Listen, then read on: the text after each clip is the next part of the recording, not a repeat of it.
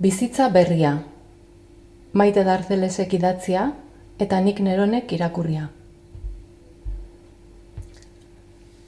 Ama, zer moduz? Etxera bueltatuko naiz. Bai, hegaldia hartua dut datorren astearterako. Bai, nik ere bai. Ez, geratzeko.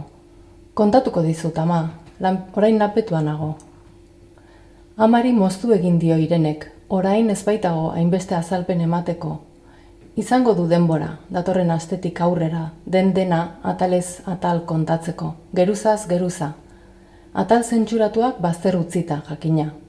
Dendara konpainia egitera hurbiltzen zaionean, edo elkarrekin mandaturen bat egitera joaten badira, edo bibien bakarkako beste edozein egoeratan, izango du denbora. Eta baita aitarekin hitz egiteko ere, bakoitzarekin bere izartuta hobeto, batera baino. Azalpen mota desberdinak behar baitituzte eta bakoitzari egokitu behar baitizkio kontakizunaren erritmoa, xehetasunak eta ordena. Aitarekin hobe da bukaeratik hastea, oraingo egoeratik, eta eskatzen dituen azalpenetan sakontzea. Amarekin berriz, hasieratik heltzea hobe da, urratsez urrats, ipuin bat kontatuko balio bezala. Eskukoari pantaila ilundu eta beso euskarrian utzi du Irenek. Bizimodu berri baten atarian dago, arnasa sakon hartu eta begiak lipar batez itxi ditu. Azken 5 urte luzeetan bizitutako guztia atzean utziko du. Bidaia bateko argazkiak ikusi eta berrikusi ondoren, karpeta batean sartzen dituzunean bezala, edo gainditutako ikasgai bateko apunteak kartoizko artxibategi batean zokoratzen dituzunean bezala, sekula berriz ez ikusteko, horrelako zerbait egingo du azken urteekin. Lasaitua nabaritzen du, baina neurriz. Gehiegizko ilusiotan galdu gabe. Batek nahi duena oraindik iritsi ez denean, beti baitago zapuzteko aukera. Sentimendu nahaziak datozkio, baina aspaldian ezertan egon den baino seguruago dago. Hori da nahi duena, bidea argi ikusten du. Lepoa besaulkian bermatuta begiak itxi ditu, gorputza sentitzeko. Goxotasun epel batek betetzen dizkio barrunbeak, energiazko isuri atsegina gorputz guztian barrena barreiatuz. Aspaldian ez zituen bere barrunbeak horren goxo sentitu.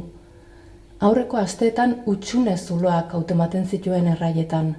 Gorputzari arreta ematen zionetan, hutsune horietan batetik eta bestetik tenkatze indarrak nabaritzen zituen. Enago ondo oihu mutu bat, egonezin bat, ondo ez isil bat.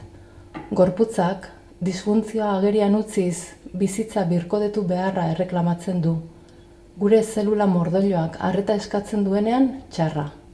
Teilaturik gabeko etxean nola, aterperik gabe sentitzen zara. Hotza, beldurra, gogorik eza. Gorputza da norberaren etxea. Eta Irene, ohartu da, etxea berriz ere teilaturik eta leihoetako kristalik gabe gera ez dakion, energiak zirritu guztietatik itzuri egitea eragotzi ezinik, barrunbeak zeharo soildu izoztu eta erre arte, bidea alde egitea dela. Horixe da nahi duena, erabaki hori hartu duenetik, bere gorputza etxea du berriz ere, gorputza epel sentitzen du. Begiak itxita ditu, arnasa poliki hartzen du. Mugikorrean doinutxo bat entzun du.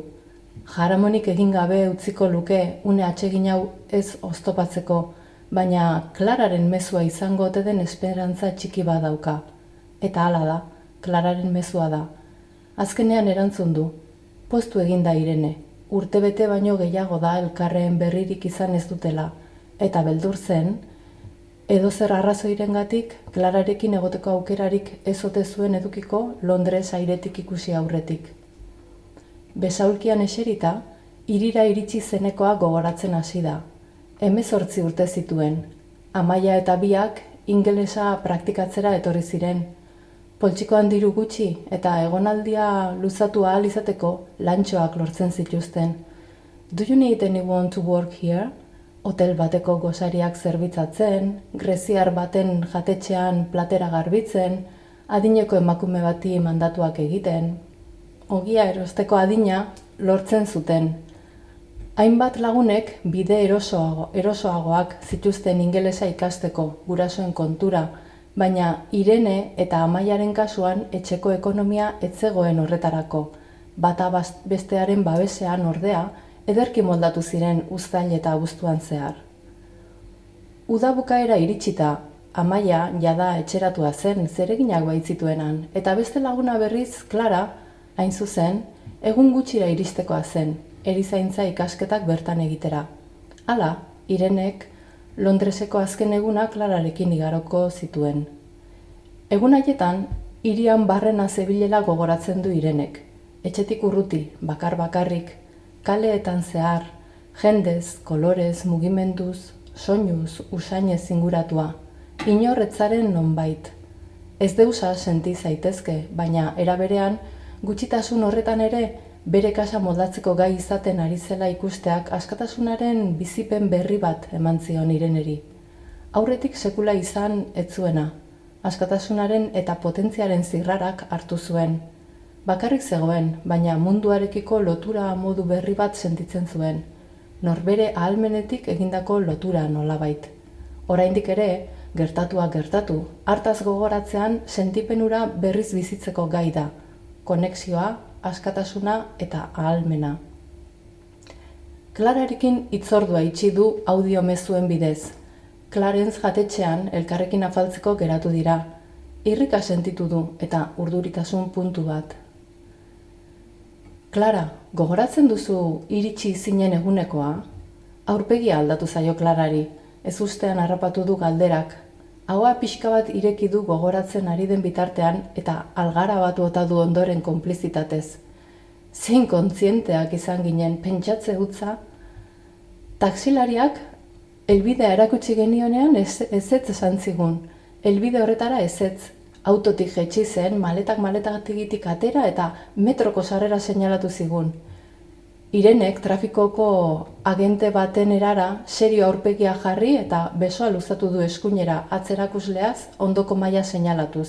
Eta barre egin dute biek, ondoko maikoen harriduraz bat ere ohartu gabe, arreta beren elkarrizketan erabat bilduta. Ura maletatzarra nirea, ikasturte osorako behar nuen guztian eraman, ura lana metroan gora eta bera maletatzarrarekin. Baietz, eta gu gurearekin aurrera, esan du Irenek irribarretsu, burua alde batera eta bestera mugituz eta goiko hortzez Espainia estutzen duela. Ez zitzaigun nahikoa seinale irudituk taksilariaren ezezkoa, bi lagunak algara batean lehertu dira. Helbide debekatua, delinkuentzia tasa altuko auzo batean zegoen, nonbait. Clarak, Oiartzungo jaietan egun batzuk lehenago bi gazte londrestar ezagutu zituen, Euskal Herria jairik jai zeharkatzen ari zirenak. Orduantxe, ikasturtea Londresen emateko ostatu bila zebilen Clara, eta serendipia zeritzan kontakizun batean irakurri berri zuenak, halako lilura burbuila batean hartua zeukan egun haietan. Kontua da, lagun berri londrestarrek Clarari esan ziotela haien etxera joateko, eta ezagunen artean erraz aurkituko ziotela ostatu merke bat edo are lan gutxiren truk doakoa ere bai agian. Eta bitartean han egon zitekeela arazorik gabe. Baita lagunen batekin bazegoen ere, hala suertatuko balitz. Clarari beka txiki bat eman zioten Londreseko King's Collegeen erizaintza ikasteko, eta gurasoak gogatzea ere lortu zuen. Beraz, matrikula egiteko lotzeke zeukan gai bakarra ostatua zen. Hala, serendipiaren fantasian, hiltze goriari heldu zion. Ostatuaren kontua lagun berri horiek esandakoaren menpe utzi zuen erabat eta dena martxan jarri zuen. Erizaintzan matrikulatu, etxeko maleta handiena bete, bidaia txartela erosi eta Irenerekin geratu zen, ura oraindik Londresen zegoela baliatuz, egun batzuk elkarrekin emateko.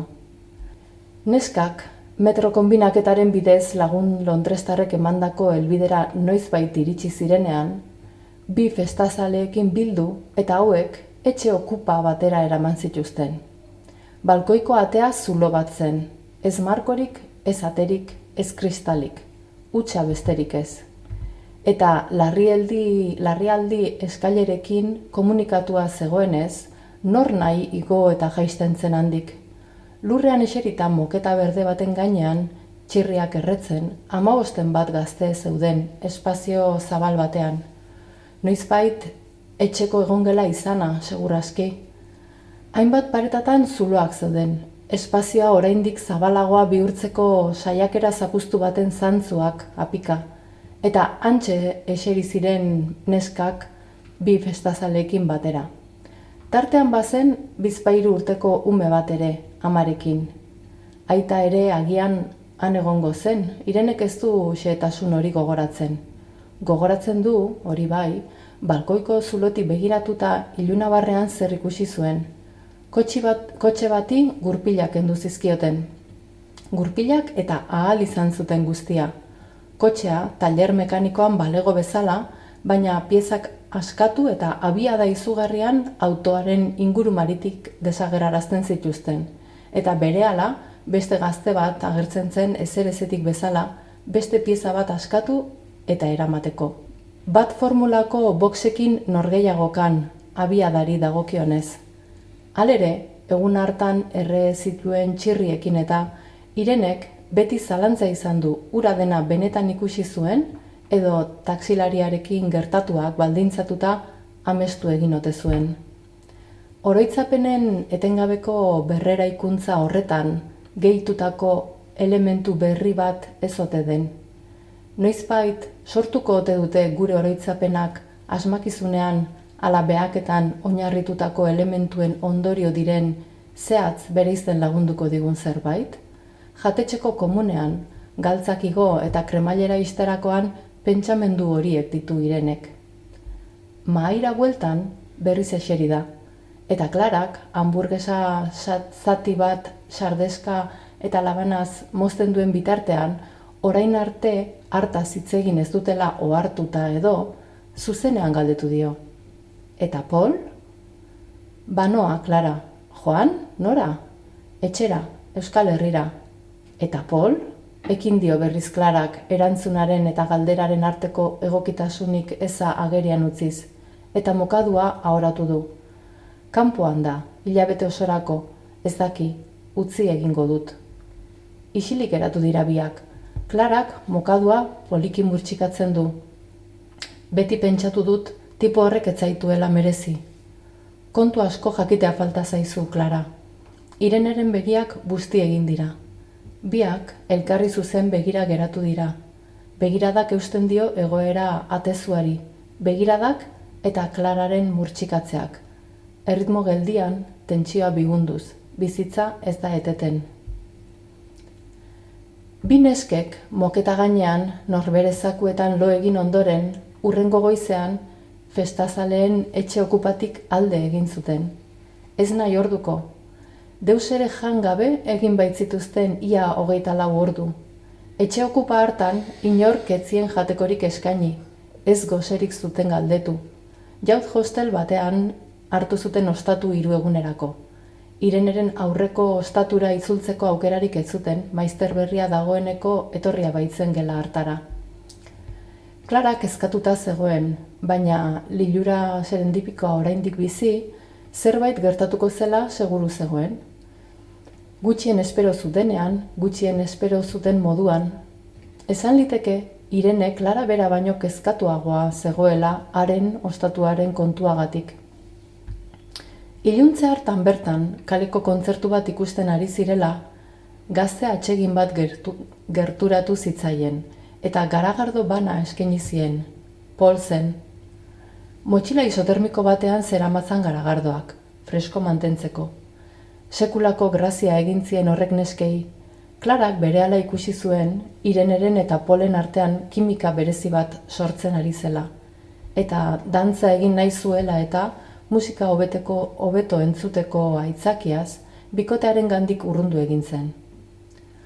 Polek eskultorea zela zioen, eta horrek lilura antzeko zerbait sortu zion Ireneri.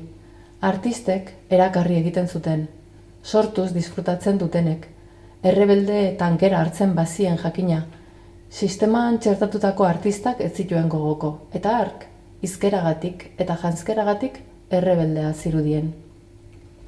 Orduak pasatu zituzten kontu kontari, barrez, dantzan, edaten.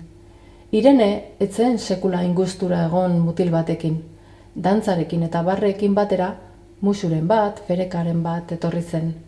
Musuak gero eta sutsuagoak izaki, espazio intimoago baten beharra zuten, etor zitekeen guztiarentzako gune egoki bat, eta Polek etxera gonbidatu zuen Irene. Neskak nahi zuen, baina askotan gertatzen zitzaion moduan, alderdi zalantzatia jabetu zitzaion, kontzertuak amaitu zirenean eta kaleak uzten hasi, arre edo iso erabaki beharraren aurrean, Klarak animatu egin zuen Irene. Sekula ez baitzuen laguna hain xarmatua ikusi, eta Klararengan konplize ona ikusita edota lagunaren presentziak Ireneren hainbat beldur usatuko zituela pentsatuta edo, hura ere gonbidatu zuen etxera Polek. Eta azkenean hirurak joan ziren zizelkariaren etxera. Hasieran gaua pasatzera. Gero, asteburu osora luzatu zen, eta handik aurrera Irene etxerako itzulera atzeratzen hasi zen astez aste. Ordura arte, ingeles filologia edo gizarte langile ikasketa egingo zuela argi zegoen, bitik bat, naiz eta aukeratu ezinik egon, baina matrikulatzeko epe guztiak joan zitzaizkion, eta norabide jakinik gabeko egoera berri hartan, gurasoak haserre zeuzkan eta kezkatuta. Ez zuten ulertzen alabaren portaera. Azkenean, Irene adoretu eta gurasoei adin nagusia zela gogorazi ondoren, esan zien erabakia hartua zuela, denbora baterako behintzat han bizitzen geratzeko. Biak geratu ziren Polen etxean bizitzen, Irene eta Klara. Irene Polen ohean, eta Klara berriz, hasieran enbalatzeko materialez sortutako ohantze improbisatu batean, lozakuaz. Eta gero, bionbo batzuekin osatu zuten hala moduzko gela propioan, artistaren tailerrari zatitxo bat lapurtuta. Etxea, berez lantegi bat zen, pabilioi handi baten zati argitsuenean kokatua, eta bertan bizitzeko behar zituen gutxienekoekin egokitua. Logela bakarra zeukan, ohe handi batekin, eta ezer gutxi gehiago sartzen zen bertan. Sukalde txiki-txiki bat ere bazuen, eta komuna dutxarekin. Gainontzeko guztia, espazio handi zabal bat zen, sabai oso altuak zituenez volumen itzelekoa. Askotariko materialak eta eskulturen zatiak zeuden alde guztietan, hainbat egitura modu desberdin osatuz, edota paretetatik edo sabaitik zintzilik. Klararen sasigelatxoaz gain, lantegiaren kantoi batean, sukaldearen aldamenean, jangela moduko bat atondu zuten, Polek berak egindako diseinu mahai bat erdian jarrita, eta bigarren eskuko sofa bat ipini zuten ondoan. Etxe itxura hartzen ari zen, batez ere landarez eta lorez apaintzen hasi zirenean. Lehenengo hilabeteak zoragarriak izan ziren Irenerentzat, eta hirurentzat segurraski, grina, sorkuntza, maitasuna, laguntasuna, ilusioa, berritasuna, zirrara. Polek idaztera animatzen zuen Irene, eta itzulpen errazak egiten hasi zen haren zirkuluetarako, dirutxo bat ateratzeko bederen. Elkar bizitzan hilabete gutxi batzuk zeramatzatela ordea, zerbait gertatu zen. Behin, Irene erosketak egitetik zetorrela, etxean sartu eta Polen eskultura bat lurrean erabat triskatua aurkitu zuen. Ez zegoen Polen arrastorik, eta Klara bere gelatxoan negar krisi batean zegoen. Sekula ez zuen horrela ikusi Klara. Ez zuen lortu hari hitzik ateratzea, eta bakarrik utzi behar izan zuen. Handik ordu betera edo norbait etxetik atera zela iruditu zitzaion, eta Klara gelan ez zegoelak egiaztatu zuen. 2 egunez egon zen Klara etxetik agertu gabe, eta Polek ez Klarak ez zioten azalpenik eman nahi izan gertatu zenaz. 2 egunen buruan, Pol eta Klara elkarrekin etorri ziren kaletik umoretsu ilunabar aldean, inoiz ezer gertatu izan ez balitz bezala, eta denak hasieran bezala jarraitu zuen, ez bazen Irenek noizbehinka gertaera hura gogora ekartzen zuela, batez ere beste biek beraren aurrean jarrera alaiagoa bortxatzen zutela ikusten bazuen, edo modu horretako beste seinaleren batengatik. Denbora luzez egon ziren horrela. Irene gustura zegoen bere bizitza berrian. Ingelesen artean egonda, ingeles hizkuntza filologia ikasten baino errazago barneratzen ari zen, ñabardura askoz gehiagorekin. Polen jendarteak kultura maila handi xamarra zuen, eta haien elkarrizketei jarraitzeko, hizkuntzaz gain erreferentzia kultural mordoa ikasi behar zuen Irenek, eta mundu berri bat irekitzen ari zitzaiola sentitzen zuen. Zeharo gogo pizgarria. Itzulpengintzako ikastaro batean matrikulatzea lortu zuen gainera. Gurasoak ere lasaitu ziren, batez ere Eguberriak pasatzera alaba etxera etorri eta hain ondo ikusi zutenean. Bizitzaren ziabogak izan zen aitaren esaera. Polek egingo zituzten bidaiez hitz egiten zion Ireneri. Amerika osoa goitik behera zeharkatu nahi zuen bizpahiru urte iraun zezakeen erakusketa bira handi batean. Eta prestaketek beste horrenbeste denbora eskatuko zuten. Irenek ikaragarri atsegin zuen planak egitea, eta Poli kontu horietan guztietan laguntzea. Maitale izateaz gain, Polen laguntzaile pertsonala ere bihurtu zitzaion, eta erakusketen eta biren inguruko harremanetan eta kudeaketan paper handia egiten hasi zen Irene.